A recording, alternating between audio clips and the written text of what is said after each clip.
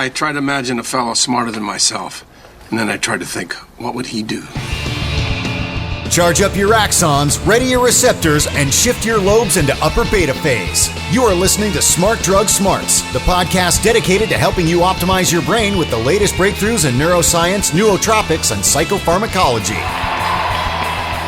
Hello and welcome to Smart Drug Smarts. I'm your host, Jesse Lawler. Excited to bring you episode number 91 in this podcast, dedicated to the ongoing improvement of your own brain by any and all means at your disposal. This week, through no particular planning, just sort of good luck or bad luck, depending on how the case may be, has wound up being a very self-referential episode. We're going to be talking with a researcher who's done work into fatigue and creativity, and has in fact found that there are creative upsides from being somewhat fatigued. And it just so happens that I myself am very fatigued as I record the before and after segments for this episode. It's only about 9 o'clock at night right now, but I have severely cut short my sleep in the past couple of days as I just did a long haul drive from Los Angeles to the beautiful Pacific Northwest on somewhat of a tight timeline without any shared driving responsibilities. Currently right now, as you're hearing me, I've got a combination of caffeine, modafinil, and scrambled eggs in my system. So we'll see what you think of that nootropic blend combined with a ridiculous lack of sleep over the last couple of days, and if the creative upsides that we're going to be talking about with Mareike Wieth, our guest in this episode, balance off effectively against the well-known cognitive downsides from not getting enough sleep, which is the case with yours truly. If you hang around until the very end of the episode, I'm going to tell you about a way of apparently altering your consciousness, not for fun, not for profit, not for any particular reason related to anything useful, just kind of for kicks, but in yet another completely non-drug ways. This is something that was presented to me following the holotropic breathwork episode that we did a couple of weeks ago. A listener by the name of Christine reached out and said, hey, check out this.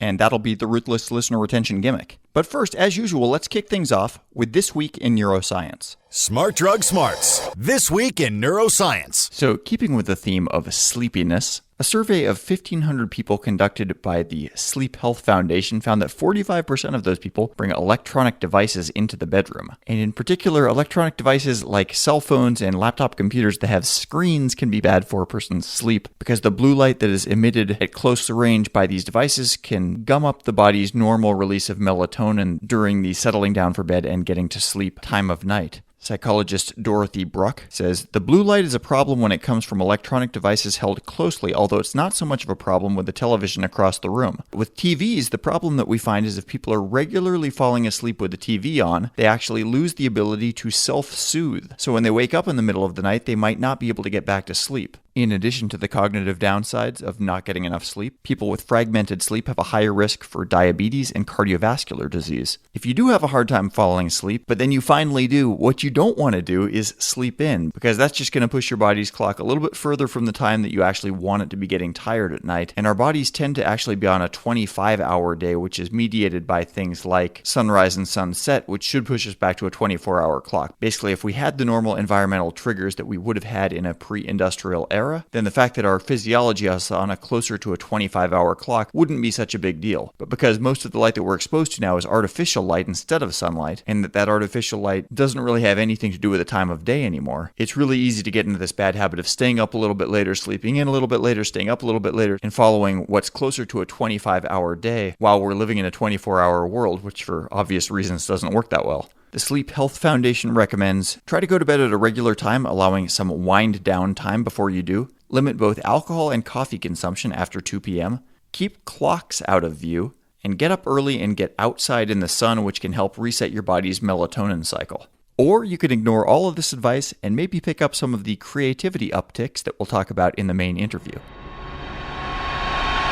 Super happy to report that we picked up a couple of 5-star reviews on iTunes over the course of the past week. Hub of Eric said, this podcast is done right. This is a new area of interest for me, and this podcast is the best primer I've found. And listener Nate Bills says, so many good interviews, so many good discussions, so much interesting info to ponder. I think I've learned more from this podcast than from any others. Side note, this podcast has led to more personal experiments than any other.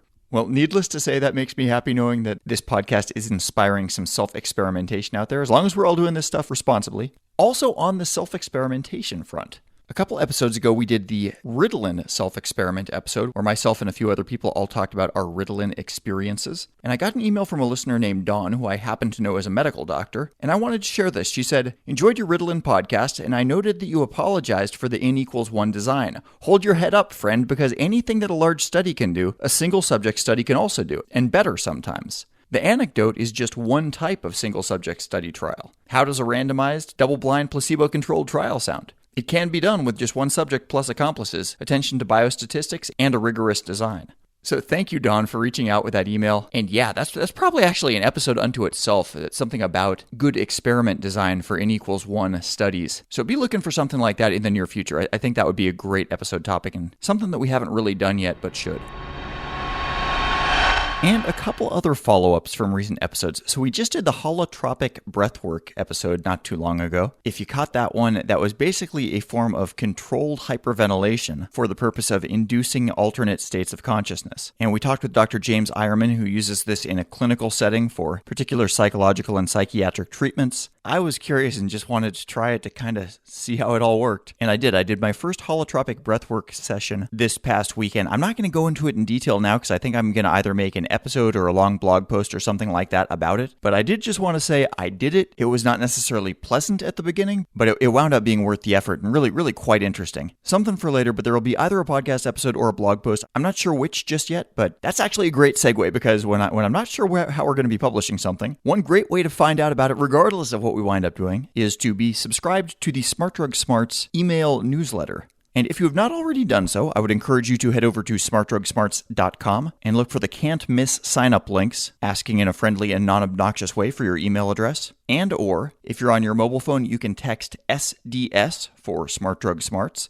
to the phone number 33733. That'll get you about one email a week from us, keeping you up to date on what we got going on, new episodes, new blog posts, and some news from around the web on what's going on in neuroscience. And last but not least, before we get to the main interview and before my sleep-deprived brain forgets about it, one thing I do not have in my system today is either of the two stacks that we released about a month and a half ago under the Axon Labs brand, Nexus and Mitogen. The reason I don't have either of them in my bloodstream right now is because my jars are somewhere in the bottom of one of these bags or boxes that I just carted up to Oregon, and I have not yet unpacked anything. Anyway, the moral of my story is that, I do not actually have either of those in my system right now, which is a horrible shame because Mitogen isn't actually like an everyday stack for me. It is something that I'm doing every single day. I didn't get any exercise today also, which sucks. So I wasn't taxing my mitochondria quite as much as I normally do. And for no reason that I can really defend, I've always done aniracetam and modafinil/armodafinil on alternate days. I've never crossed the streams on those ones. But anyway, today, for the long haul driving, not wanting to sleep, it felt like it should be a modafinil day. So no Nexus for me. But yeah, aniracetam is the nootropic at the heart of the Nexus stack. It's also got CDP choline, pycnogenol, and phosphatidylserine in there as the fantastic four chemicals that make up Nexus. And you can find those stacks over at axonlabs.io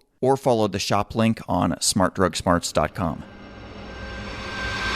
Smart Drug Smarts. So we're going to be talking with Mareike Wieth, who is an associate professor of psychology at Albion University, talking about some work that she did studying the relationship between creativity and a person's diurnal rhythms, the rhythms of when people are most awake or asleep over the course of the day, which, as we all know, varies from person to person. But she uncovered some interesting relationships between fatigue and creativity. And if you've been listening to the show for a while, you know that probably my greatest vice is poor sleep hygiene. And so much like the alcoholic who talks about all the money that he makes turning in beer bottles for the 5-cent deposit, I look for any upside that I can find for not sleeping the full 8 hours a night that I probably should. And so when I heard about Mareike Wieth's study, we reached out to get the details in the interview that you're about to hear. So here we go with Mareike Wieth.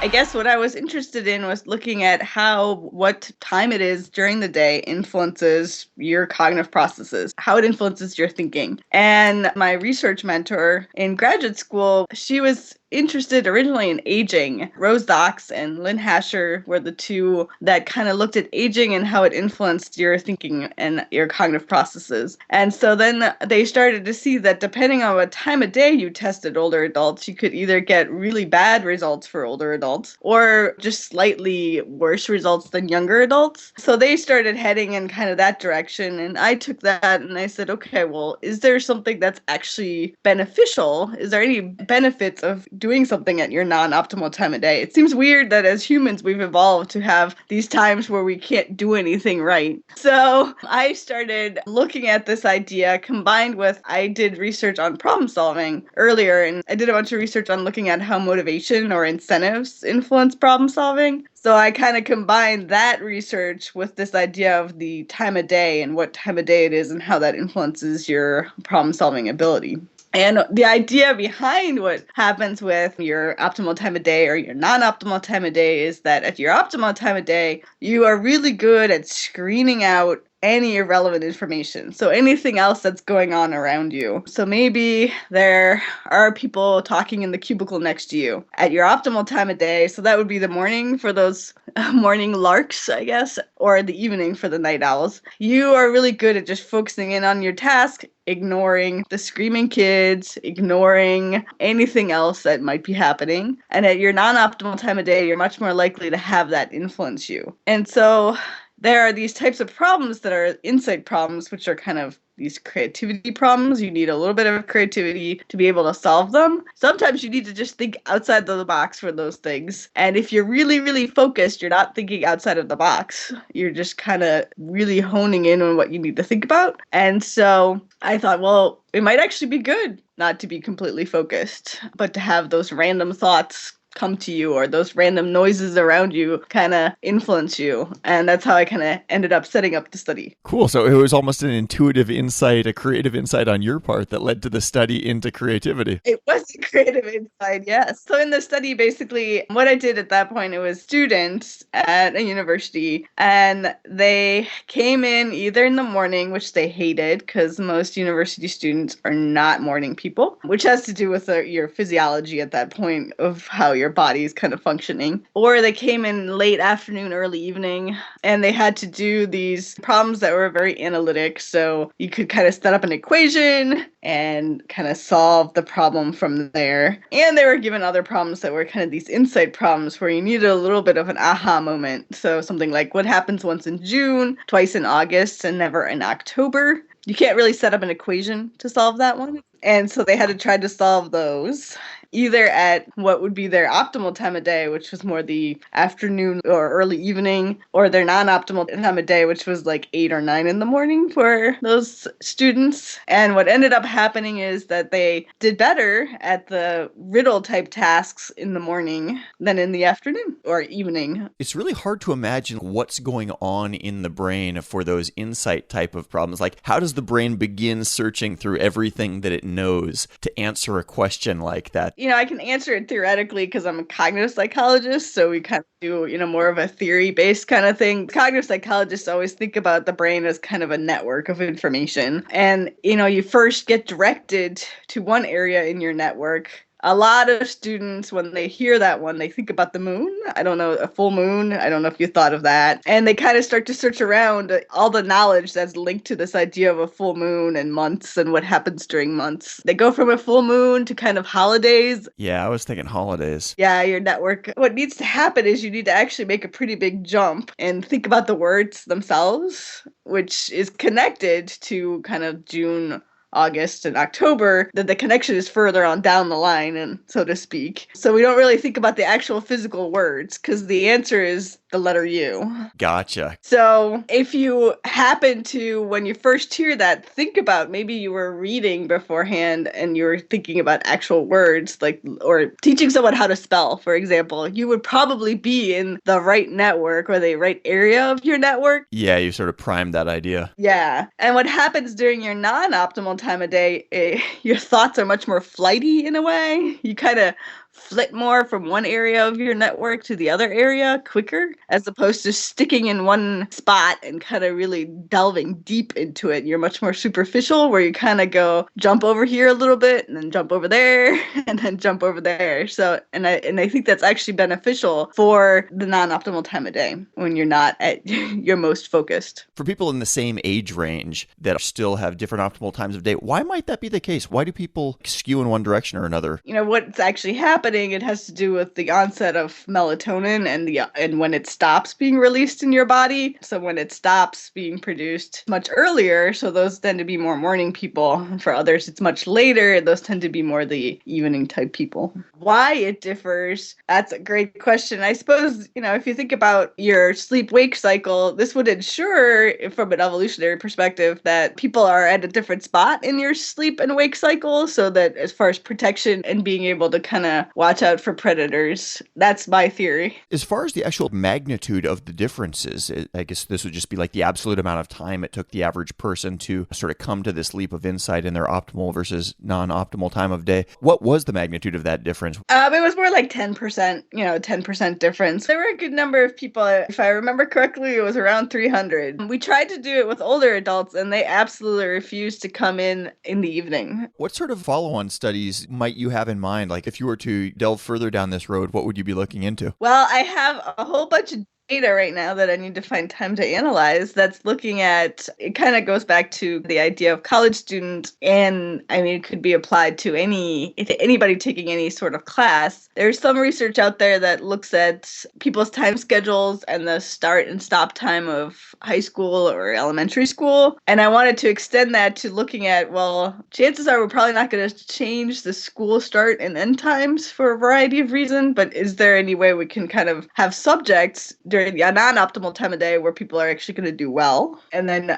subjects during your optimal time of day where they're going to do better. So for high school students, for example, high schools around here start about 7:20, something like that. High school students are starting to be more evening people. So, should we put more creative classes in the morning and then the less creative, more analytic classes in the afternoon where those students are a little bit more awake and therefore are able to focus a little bit more? I have a whole bunch of data that's looking at college students that have a little bit more flexibility in picking their schedule and how they did during those classes. That's kind of my big plan for this coming semester, is to try to figure out how to analyze that and figure out what the results are. Is it necessarily that we would want to challenge people with these cognitive tasks during their optimal time, or in a sense, might it be better to sort of make them fight uphill and try to do these cognitive tasks when it's not their easiest time to do it, and maybe their brain gets better at thinking in these creative ways, even when they're in sort of like a mental focus phase? That's a great question. I'm not quite sure. It's kind of what we do now, right? We don't necessarily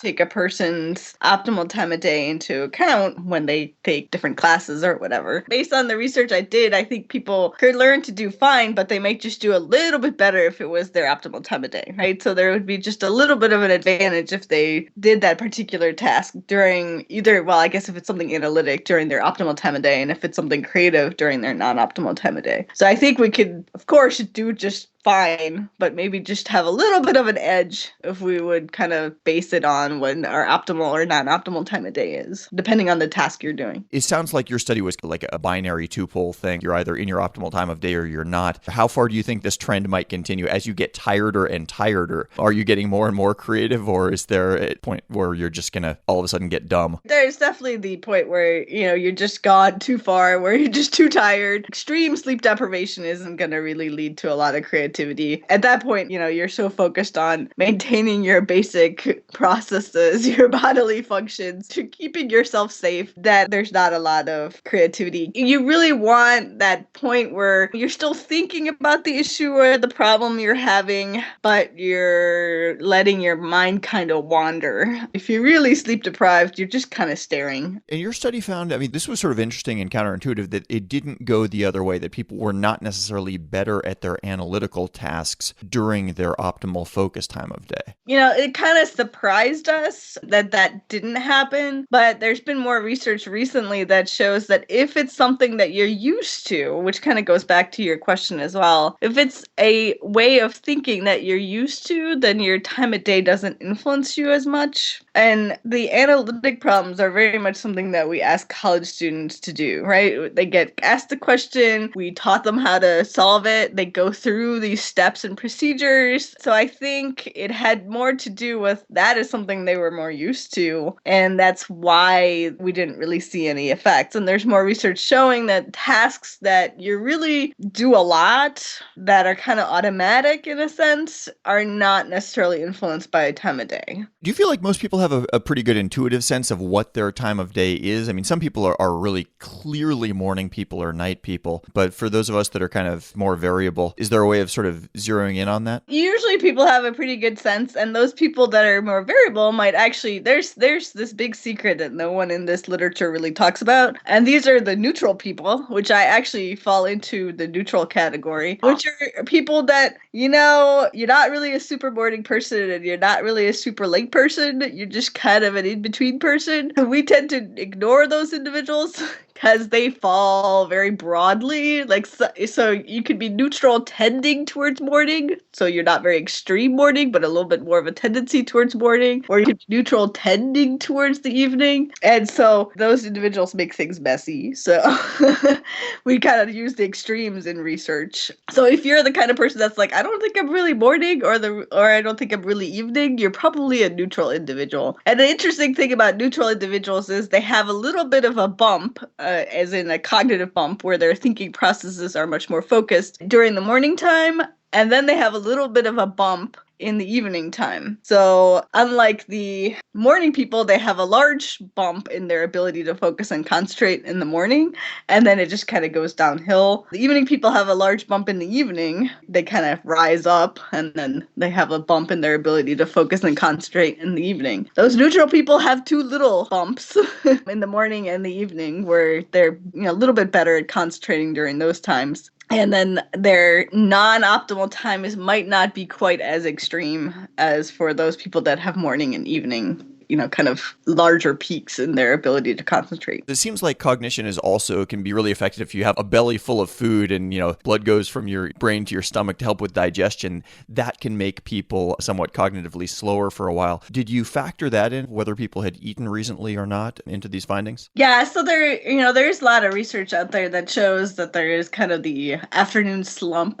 That's, what was one of the reasons why we avoided the afternoon. Most of our participants reported that they didn't eat breakfast because they, are college students and they kind of ran out, and if they came in the morning times. And so there really wasn't anything that was impacting. So we kind of threw it in there just to see, we did some statistics just to see if there was a difference between those people that did and didn't. And it didn't come out, but most people didn't actually eat if they had to come in the morning. I've certainly felt that I do better at creative tasks late at night when I am a little bit tired. It's like the internal critic keeps regular business hours, whereas my creative self feels like he's available for some of those night sessions. Yeah, very much so. I mean, I actually, it's kind of funny when I'm lying in bed before, I'm not falling asleep, but just lying in bed, very much in the morning or in the evening, I tend to have these random ideas that if I'm trying to come up with a way of solving some sort of a problem, setting up an experiment. There have been several times where I've kind of come up with that during those times where I'm just kind of winding down, just randomly thinking. And I think that's the biggest thing that I always tell my students or people that I talk to is don't try to force creativity. That's kind of the worst thing for creativity. You just kind of want to follow your thoughts. And if you're really focused on something, that's probably not going to be very helpful. There's actually a study out there, a woman named Jennifer Wiley. They looked at alcohol consumption, and being a little bit inebriated actually helps with creativity as well. And it's the same idea because your thoughts kind of become a little bit less focused. They kind of float around a little bit more, and then may end up with some interesting ideas that you put together in interesting ways. So I always tell people, just don't force creativity. Try to just kind of let your mind wander. During your non-optimal time of day, that's the best way to do it. Is it accurate from a morphological standpoint to really say that deep focus and creativity are kind of opposite ends of two different poles on an axis, that as you become more focused, you're inherently less creative and vice versa? Or is there a way that those two can kind of be moved independently of one another? Well, I think you need to be focused. You still need to be thinking about the problem, You still need to be focused on what you're trying to accomplish, but you can't focus in so much that you're not willing to consider anything else. So I'm trying to think of if I could give another example. Well, I guess we could go back to like the simple problem of, what happens once in June, twice in August, and never in October. If you just keep thinking there's got to be something that happens during those months, right? If you then take out a calendar and look at, holidays and full moons and whatever else, and you just keep thinking about it in terms of an actual month, a calendar month, you're never going to get there, because you need to just release that way of thinking about it and look at the words, like the way it's written. And so I don't think they're polar opposites, right? Deep focus and creativity, I don't think are polar opposites, because I think you need to be able to concentrate. And sometimes if you do too many drugs, right, you can't concentrate on something. You're not focused at all. You get distracted.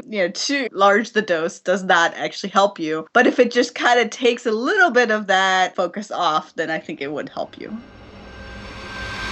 Smart Drug Smarts. So thank you so very much to Associate Professor Mareike Wieth for taking the time for that interview. I think probably the key statistic there was that the boost that she saw to creativity of 10%, while statistically significant in that study, is not a giant number. So this isn't a huge result that we're necessarily looking at. And quite honestly, 10% doesn't do enough to really help my own rationalization of occasionally allowing atrocious things to happen to my sleep schedule. So despite the bit of silver lining here, I think we still have to come down officially in favor of sleep, even though I don't always practice what I preach. But if there's one point where I do practice what I preach, it is always delivering on the ruthless listener retention gimmick. Smart Drug Smarts. Ruthless listener retention gimmick. So the Italian vision researcher Giovanni Caputo at the University of Urbino has recently completed a study showing that staring into somebody else's eyes for 10 minutes can predictably alter your consciousness. In work recently published in Psychiatry Research, Caputo recruited 40 young adult volunteers and sorted them into pairs. Pairs sat 1 meter from one another in a dark room, not completely dark, but with the illumination set at a level so participants could still see one another, but color perception was diminished. Half the pairs sat back to back, so they were just looking at a blank wall, and the other pairs sat facing one another. The group looking at the wall was the control group, and the people were told that they were going to be doing a meditative experience. After 10 minutes, all participants filled out questionnaires about their experiences in the room, and in the group that was looking at another person rather than at the wall, these people described greater color intensity, louder noises, a slowed down sense of time,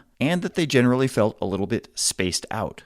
90% of the people who were looking at a person said that their partner's face appeared deformed after 10 minutes of staring. 75% saw monstrous beings, and 15% saw the traits of one of their relatives' faces appear on the face of the partner that they were looking at, who, needless to say, was not actually their relative. Caputo had a couple of theories as to what might be going on here, but this was not a study really looking at causes, just identifying the commonality of some of these weird effects. One speculative cause might have something to do with the well-known fact that if you stare at a central point for a prolonged period, eventually things in the periphery begin to gradually disappear. This is known as Troxler fading. But what people described wasn't really that their vision partner's face faded out, but more that it actually deformed and became misshapen. His other theory was that people were beginning to go into the psychological state of dissociation after so long without any sensory input, and that the strange face metamorphoses that they saw were people sort of snapping back to reality and coming back to their actual visual field from a somewhat dissociative state, and those in-between moments were when these distorted faces appeared. But nobody really knows that one yet. What they do know, though, is that this seems to be a reliable way of having some weird perceptual effects happen, and all it takes is another person, a darkened room, and 10 minutes. So there is something else weird that you can try in the comfort of your own home. Smart Drug Smarts. The podcast so smart, we have smart in our title. Twice. Okay, that is the entire episode, number 91. Thank you for hanging around until the end. I came really close this time to giving a book recommendation. I've been rereading one of my favorite books, which has nothing to do with smart drugs, but does have a lot to do with brains. I'm kind of wondering whether I should maybe start dropping a bit of a reading list in this podcast if anybody's interested in that. If you are, if you'd like to know what I'm reading, shoot me an email, jesse@smartdrugsmarts.com, or tweet at me. My Twitter account is @Lawlerpalooza. I'm guessing you can probably figure out how to spell my last name if you're resourceful enough to have listened to the end of the episode. Not surprisingly, at smartdrugsmarts.com we will have the links to everything that we talked about here, and I will be back at you next Friday, same time, same podcast, and with the same unflagging commitment to helping you fine-tune the performance of your very own brain. I'm not quite sure what next week's episode is going to be about. I recorded a really good interview a couple of weeks ago,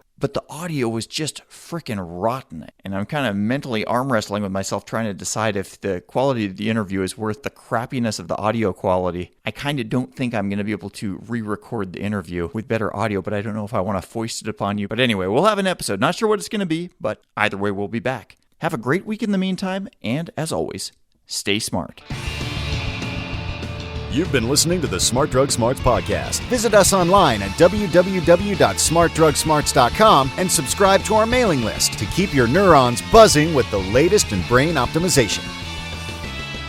Smart Drug Smarts should be listened to for entertainment purposes only. Although some guests on the show are medical doctors, most are not, and the host is just some random guy. Nothing you hear on this podcast or read at smartdrugsmarts.com should be considered medical advice. Consult your doctor and use some damn common sense before doing anything you think might have a lasting impact on your brain.